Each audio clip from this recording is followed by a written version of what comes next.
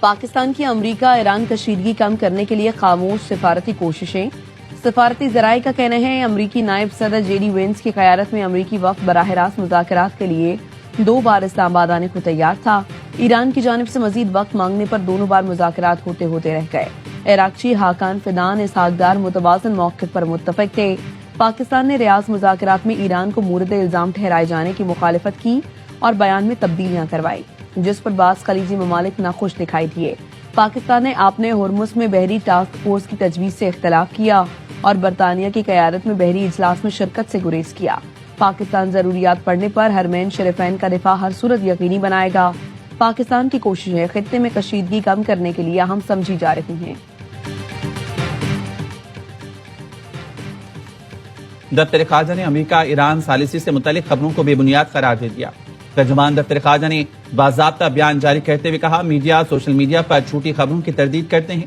خطے میں کشیدگی اور پاکستان کی ثالثی کی کوششوں سے متعلق رپورٹس دیکھی ہیں. سرکاری ذرائع سے منسوب باتیں من گھڑت ہیں. وزارت خارجہ میں ہونے والی بریفنگ کو غلط انداز میں پیش کیا گیا. ایسے امور کا حوالہ دیا گیا جو زیر بحث نہیں آئے. بریفنگ میں شامل نہ ہونے والے نکات بھی رپورٹ کیے گئے. میڈیا پلیٹ فارم مکمل تحقیق سے کام لیں اور آفیشیل بیانات پر انحصار کریں.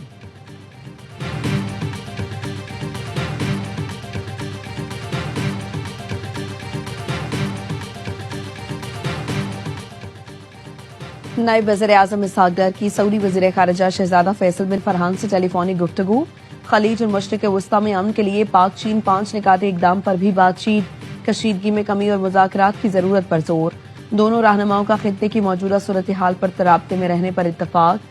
پاکستان اور سعودی عرب کے برادرانہ تعلقات کو مزید مضبوط بنانے کے عزم کا اعادہ.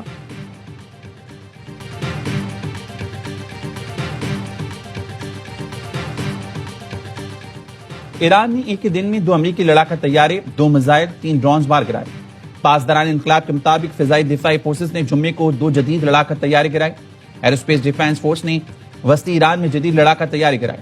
طیارے کا پائلٹ بحفاظت باہر نکلنے میں ناکام رہا. اپنے ہرمز کے قریب امریکی H-10 جنگی طیارے کو مار گرایا. فضائی دفاعی فورسز نے 3 ڈرونز اور 2 میزائلوں کو تباہ کیا. صدر ٹرمپ کہتے ہیں یہ جنگ ہے. ایران نے ایک طیارہ مار گرایا تو مذاکرات پر فرق نہیں پڑتا.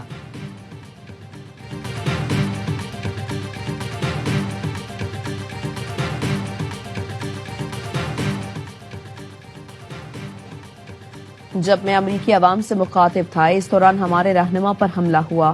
ایرانی صدر مسعود پزشکیان نے ٹویٹ میں کہا اسٹریٹجک کونسل کے سربراہ پر قاتلانہ حملہ ہوا. ان کی اہلیہ شہید ہو گئی. دنیا فیصلہ کرے کون ڈائیلاگ چاہتا ہے اور کون دہشت گردی کر رہا ہے. ایران فوج کے اردن، کویت، بحرین میں امریکی فوجی اڈوں پر حملے. ایرانی فوج کے مطابق اردن میں امریکی فوج کے گودام پر ڈرون حملے کیے گئے. کویت میں موجود امریکی بٹالین کو ڈرون سے نشانہ بنایا گیا. بحرین میں امریکی فوج کی مدد کرنے والی المونیم فیکٹری کو نشانہ بنایا. بحرین میں المونیم فیکٹری امریکی فوج کو سامان فراہم کرتی ہے. ایران میں شہری بنیادی ڈھانچے پر حملوں کے جواب میں کارروائی کی گئی.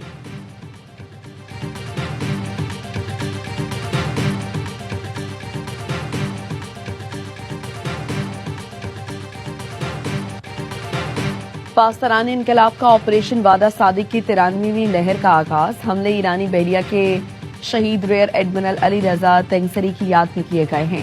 اسرائیلی سپورٹ سینٹرز کو نشانہ بنایا گیا. شمالی اور وسطی مقبوضہ علاقوں میں اسرائیلی جنگی امدادی مراکز پر حملے کیے. مغربی گلیلی، حیفا، کفرکنا اور کرائیویٹ پر گائیڈڈ میزائل داغے. گائیڈڈ میزائلوں کے ذریعے اہداف کو درستگی سے نشانہ بنایا گیا.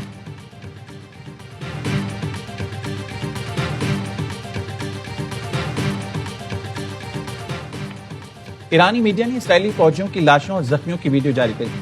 ایرانی میڈیا کا کہنا ہے جنوبی لبنان میں اسرائیل کے متعدد فوجی ہلاک اور زخمی ہوئے.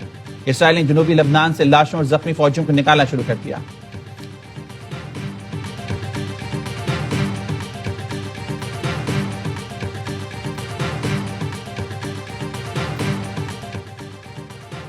وائٹ ہاؤس کا ایران جنگ کے لیے دفاعی اخراجات میں بھاری اضافے کا مطالبہ.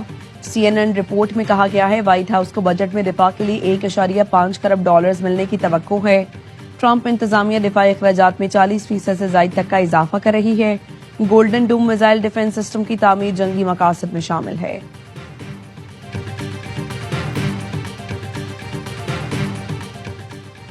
سلامتی کونسل میں آبنۂ حرمت سے متعلق تجویز پر ووٹنگ آئندہ ہفتے تک ملتوی۔ امریکی میڈیا کے مطابق آبنۂ حرمت سے متعلق بحرین کی قرارداد پر آج ووٹنگ ہونی تھی۔ سلامتی کونسل میں بحرین کی قرارداد پر ووٹنگ اب آئندہ ہفتے ہوگی۔ آبنۂ حرمت سے متعلق ووٹنگ کی نئی تاریخ کا اعلان نہیں کیا گیا۔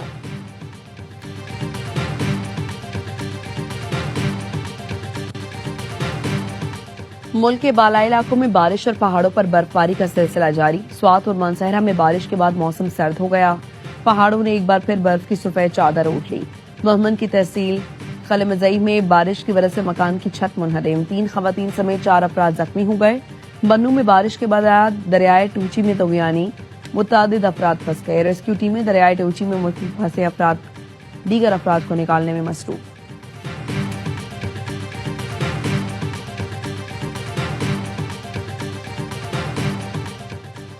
ملک کے مختلف حصوں میں 6.1 شدت کا زلزلہ۔ اسلام آباد، کے پی اور پنجاب کے مختلف شہروں میں زلزلے کے جھٹکوں سے زمین لرز اٹھی۔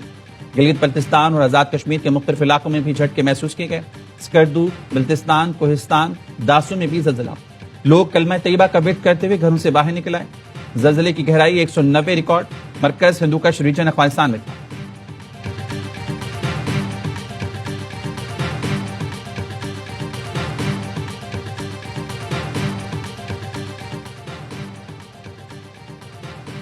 ہری پور میں رشتے سے انکار پر لیڈی ڈاکٹر قتل، حملہ آور نے خود کو بھی گولی مار لی۔ پولیس کے مطابق لیڈی ڈاکٹر انیلا کو ہزارہ موٹر وے پر فائرنگ کر کے قتل کیا گیا۔ زخمی ملزم شہزاد کو تشویشناک حالت میں ایبٹ آباد منتقل کر دیا گیا۔ مقتولہ کی والدہ کی مدعیت میں ملزم شہزاد کے خلاف مقدمہ درج۔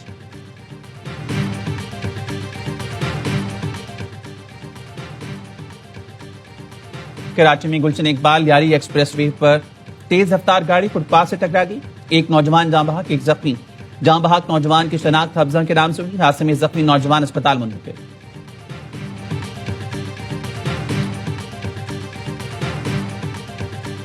پنجاب میں نرسنگ سیکٹر کو عالمی معیار کے مطابق اپ گریڈ کرنے کی تیاری۔